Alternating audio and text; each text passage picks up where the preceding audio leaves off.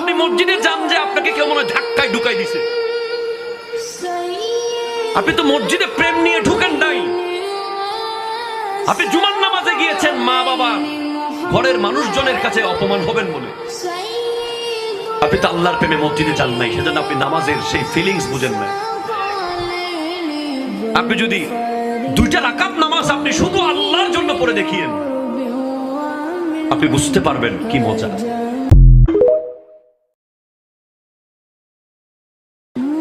আপনি মসজিদে যান যে আপনাকে কেউ মনে হয় ধাক্কায় ঢুকাই দিছে।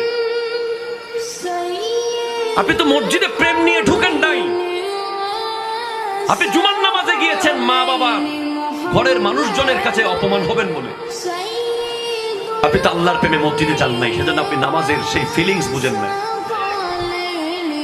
আপনি যদি 2টা রাকাত নামাজ আপনি শুধু আল্লাহর জন্য পড়ে দেখিয়েন, আপনি বুঝতে পারবেন কি মজা।